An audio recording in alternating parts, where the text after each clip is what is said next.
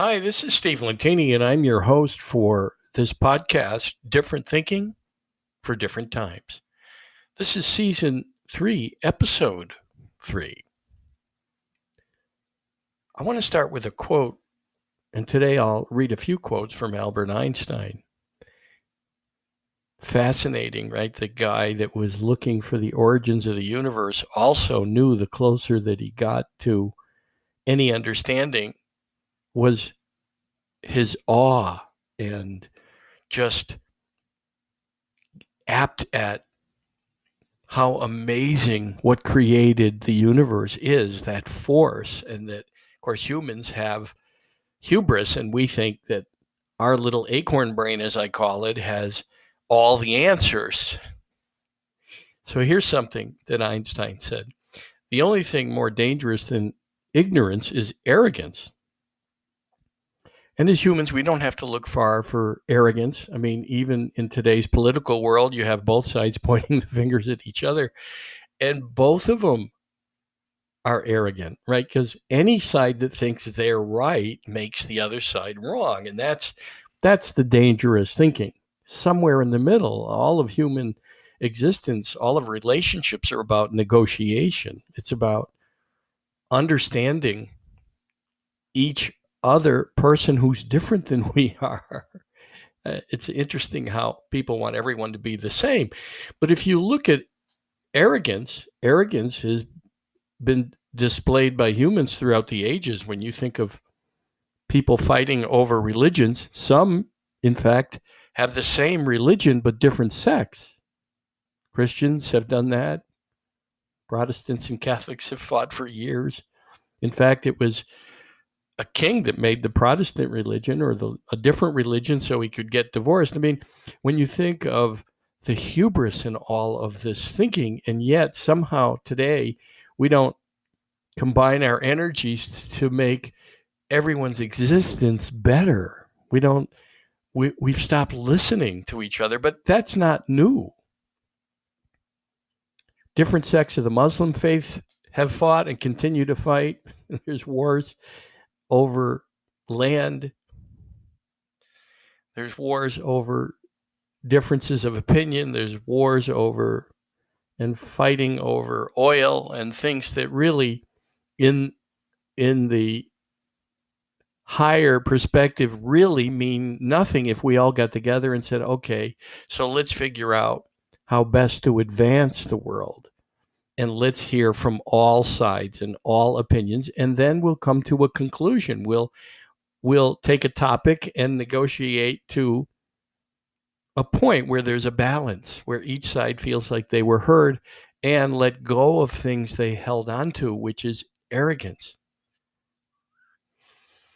And that's more dangerous than ignorance. And that arrogance is displayed everywhere. And that's where we need higher thinking. That's our acorn brain, see, because we believe we're right. But as Einstein said, the closer he got to just looking at how whatever created this existence made so many different little things, how intricately the universe is made, he was just amazed by it. He said that the closer he got to it, he said this. He said, the fairest thing in life is the mysterious and the unseen. And for those who know it not, they're as good as dead, snuffed out candles. And in order to know that true higher nature within ourselves, we individually have to work on overcoming our own small-minded thinking. We can't rail against the world and expect the world to change while we're still fighting with brothers or sisters or neighbors or mothers or fathers or bosses, telling stories to ourselves about who's right and who's wrong. It doesn't matter. Are there things that we shouldn't tolerate? Absolutely. Violence on any level by anyone. It doesn't matter the group. It's interesting that when the violence got to the politicians' doorstep, they became very vociferous. But when it was damaging individuals, small businesses, and individuals' cars and buildings that were owned by individuals, and even the public in small cities or just outside of the Capitol. It didn't matter. People didn't speak up about it. So tolerance is worse than the evil itself. And that's where we have a right to speak up. But a human who knows something but doesn't do anything about it, if you're railing against something and don't do anything about it, then you really need to work on yourself. That's something that was said by a rabbi about a Kabbalah tikkun. A tikkun, Tikkun, is a correction, something we have to correct in ourselves. And I think it was Mendel Schneerson who said that if you know something needs to be changed and you know how to change it, and I'm paraphrasing, and you do it, you set off to work on it, to change it, then that's the gift you came here with from God or the universe. You came here to do it, and you're doing it. That's the gift you have.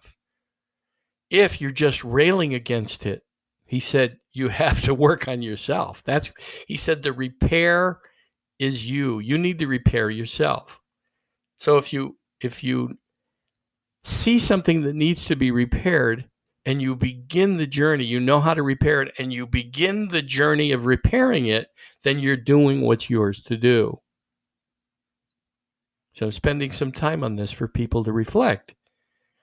But if you just rail against what needs to be repaired, then it's you that needs repair. And I can see that in myself over the years. And my acorn brain still wants to enroll me in judging things or judging people or picking a way. And there is no one way. If there was, there wouldn't be 7 billion people. If there was one way, there wouldn't be war or people fighting over things or violent demonstrations because people make mistakes, whether it's police or a criminal. People from all walks of life and all races and all persuasions commit crimes and have murdered people. There's no excuse for any of it. Each community has to address it within themselves and then repair the community. And that isn't a one race or a one community thing. It's the human community. We have to say no to criminal behavior, whether it's the police or a politician or an average citizen. It's the acorn brain that makes differences, right? The small-minded thinker, not the limitless thinker that we come from, right? We come from something we have no idea about. Even Einstein said he had no idea about it the closer he got to it. He just said imagination is more important than knowledge. He said knowledge is limited. Imagination circles the world. But he also said something else that's related to today's podcast. Fear or stupidity has always been the basis of most human actions. Human actions. That's how limited and small-minded we can be. And each individual's job is to do the best they can to repair themselves first. Raise your thinking level. Start to question your thinking level. Rise above small-minded, limited thinking, and gradually you'll get a glimpse of the infinite. And the best we can do is get a glimpse. That's the best we can do. After all, if Einstein couldn't get a big glimpse, then how are we to? And it's okay. That's our job here, is actually to overcome small-minded thinking and get into action if we know how to repair something and do it.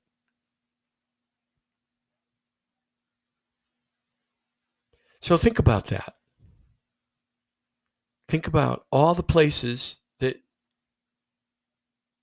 invite you to overcome that small-minded acorn brain. Just picture an acorn. I have them here on my desk.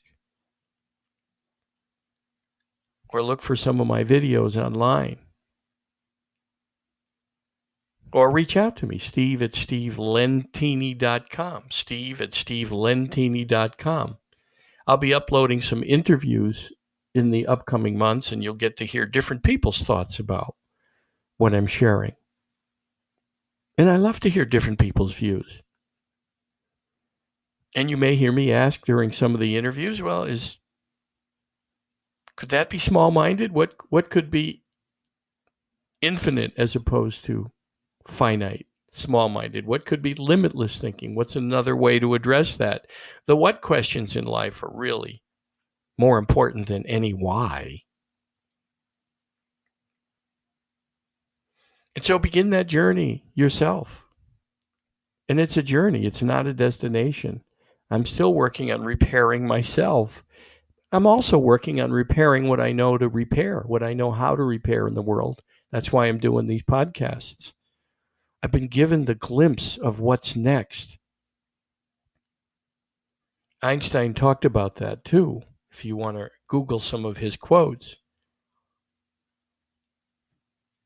This most recent fear of death is silly. He talked about that.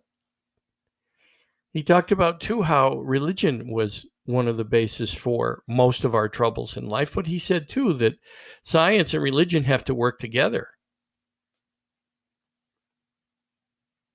to advance, and small-minded thinking is one way to stay stuck.